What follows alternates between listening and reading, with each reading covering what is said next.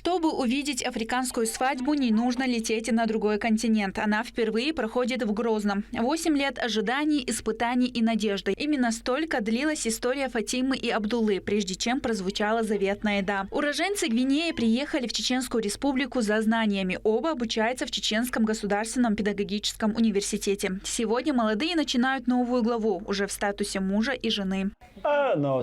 Сегодня я самый счастливый человек на земле. Я осуществил свою самую большую мечту. Уже 8 лет я хотел жениться именно на ней и всегда говорил, что сделаю это. Когда она была во Франции, многие говорили, что у нас ничего не получится, что я не женюсь на ней. Но я сдержал свое слово. Сегодня для меня нет ничего ценнее нее. Даже если бы мне сейчас предложили золото или бриллианты, они были бы мне не нужны. Все, что мне нужно, это она. Я выполнил свое обещание.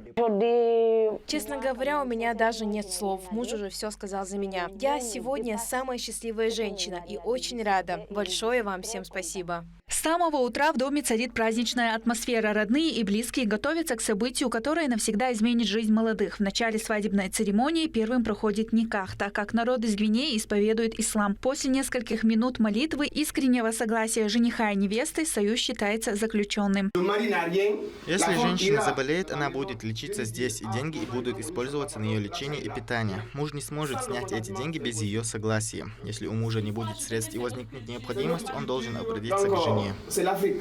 Церемония продолжается еще 2 важными обрядами, которые схожи с кавказскими традициями. Один из них – выкуп невесты. Только по их обычаю его отдает сам жених, выражая тем самым уважение к семье своей избранницы. Следом один из самых трогательных моментов – Фатиме передают на руки младенца.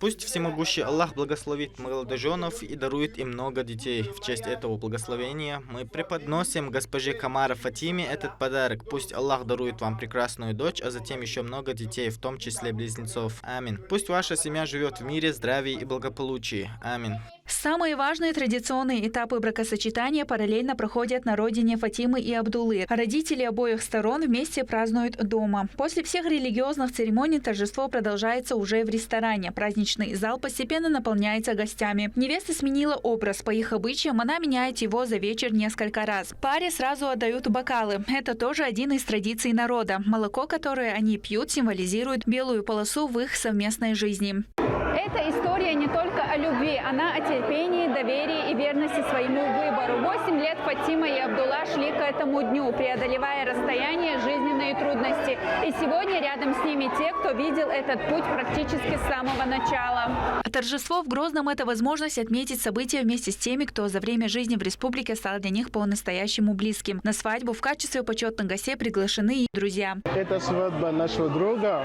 Я хочу в этом сказать, пожелать его счастья, любовь. Мы не ожидали такой красивой свадьбы. Мероприятие сделали в Грозном. Это было первый раз. Мы очень рады, потому что мы видели гостей. Все хорошо были. Мы рады, что вы приехали и смотрели, как у нас культура.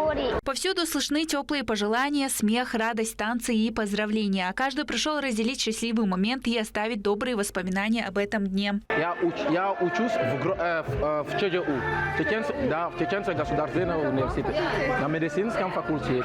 Очень понравилось, что мы живем в Грозном. И сейчас я учил чеченский язык, несколько слов, которые я могу сказать сейчас. Со Мухаммаду,